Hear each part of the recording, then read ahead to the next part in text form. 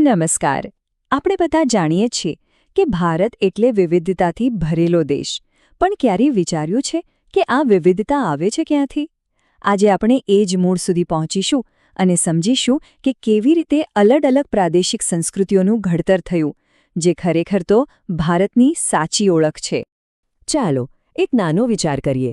ધારો કે આપણે કોઈ અજાણી વ્યક્તિને મળીએ છીએ, તો એવી કઈ પહેલી વસ્તુ છે જેના પરથી આપણે અંદાજો લગાવીએ છીએ કે એ કયા પ્રદેશના હશે? મોટાભાગે જવાબ એમની ભાષા જ હશે, ખરું ને? કોઈ ગુજરાતી બોલે, કોઈ મરાઠી તો કોઈ બંગાળી. દરેક ભાષા ખાલી શબ્દોનો સમૂહ નથી, પણ એક આખા પ્રદેશની ઓળખનો પાયો છે. એમ કહી શકાય કે ભાષા એ આપણી સાંસ્કૃતિક ઓળખનો ડીએનએ છે. તો ચાલો આ ડીએનએને જરા ઉકેલીએ અને સમજીએ કે તે કેવી રીતે એક આખી સંસ્કૃતિને જન્મ આપે છે. જો કોઈ પણ પ્રાદેશિક ભાષા કંઈ રાતોરાત નથી બની જતી. આપણી પોતાની ગુજરાતી ભાષાની સફર તો હજારો વર્ષ જૂની છે.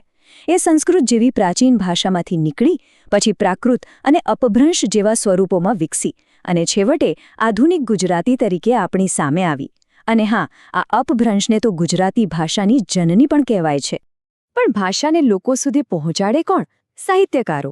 નરસિંહ મહેતા અને મીરાબાઈ જેવા ભક્તિ કવિઓએ પોતાના પદો અને ભજનો દ્વારા ગુજરાતી ભાષાને સામાન્ય માણસના હૃદય સુધી પહોંચાડી.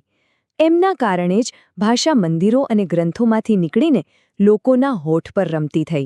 જો ભાષા એ સંસ્કૃતિની બ્લૂપ્રિન્ટ હોય, તો ઉત્સવો જાણે એનું જીવંત પ્રદર્શન છે. રંગ, સંગીત અને ઉમંગથી ભરપૂર. તો ચાલો ભારતના આ સાંસ્કૃતિક કેલેડોસ્કોપમાં એક ડૂબકી લગાવીએ. શરૂઆત કરીએ પૂર્વ ભારતથી. ઓડિશામાં પુરીની રથયાત્રા એક અદ્ભુત દ્રશ્ય સર્જે છે. કલ્પના કરો, વિશ્વના માલિક ગણાતા ભગવાન જગન્નાથના રથને ખેંચવા માટે લાખો લોકોની ભીડ ઉમટે છે અને એ દ્રશ્ય જાણે શ્રદ્ધાનો એક જીવંત મહાસાગર બની જાય છે. હવે ઉત્તર પ્રદેશના બરસાના જઈએ, જ્યાં હોળીનો રંગ જ કંઈક અલગ જ છે. અહીંની લઠ્ઠમાર હોળીમાં સ્ત્રીઓ પુરુષોને પ્રેમથી લાકડીઓ ફટકારે છે. આ કોઈ લડાઈ નથી, પણ રાધા કૃષ્ણના દિવ્ય પ્રેમને જીવંત કરતી એક રમતિયાળ પરંપરા છે. પંજાબની કડકડતી ઠંડીમાં લોહડીની આગ એક અલગ જ ગરમાવો લાવે છે. આ લણણીનો ઉત્સવ છે, જે અંધકાર પર પ્રકાશના વિજયની ઉજવણી કરે છે અને લોકો અગ્નિની આસપાસ નાચી ગાઈને એને માણે છે. ચાલો હવે દક્ષિણ ભારતમાં જઈએ. તમિલનાડુમાં પોંગલ સાથે નવા વર્ષ અને નવા પાકની ઉજવણી થાય છે. પોંગલ નામની એક ખાસ વાનગી બનાવવામાં આવે છે અને એ જ્યારે ઉભરાઈને વાસણની બહાર આવે ત્યારે એને સમૃદ્ધિનું પ્રતીક માનવામાં આવે છે. અને પૂર્વમાં પશ્ચિમ બંગાળ માટે દુર્ગાપૂજા માત્ર તહેવાર નથી, એ એક લાગણી છે, એક મહાઉત્સવ છે. 10 દિવસ સુધી આખું રાજ્ય દેવી દુર્ગાના મહિષાસુર પરના વિજયના ઉલ્લાસમાં ડૂબી જાય છે. ઉત્સવો તો આવે અને જાય, પણ કલા એ વારસો છે જે પેઢીઓ સુધી જીવંત રહે છે. સમયની સાથે એ ભૂસાતી નથી.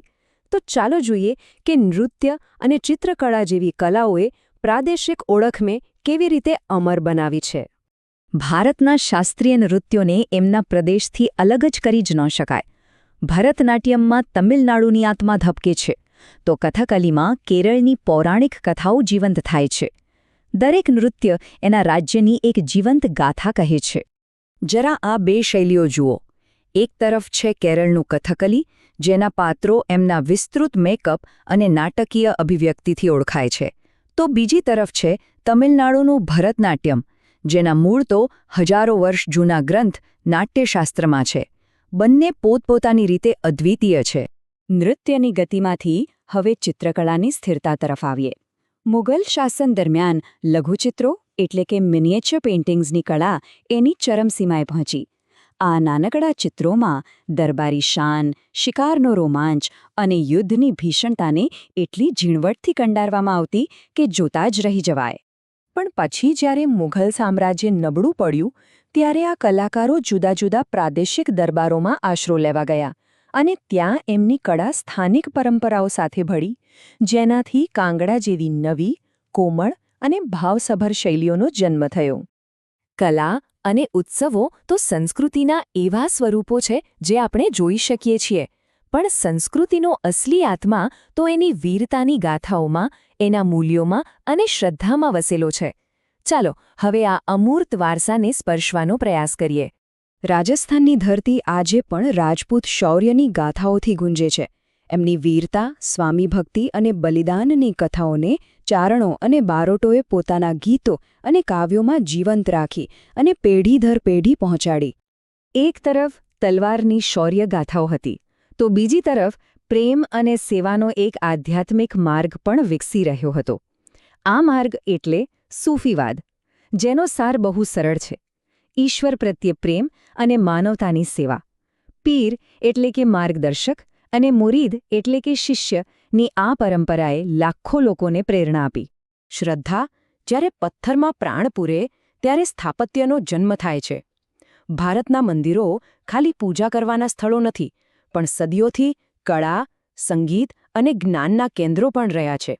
તો ચાલો ટૂંકમાં એની મુખ્ય શૈલીઓને ઓળખીએ.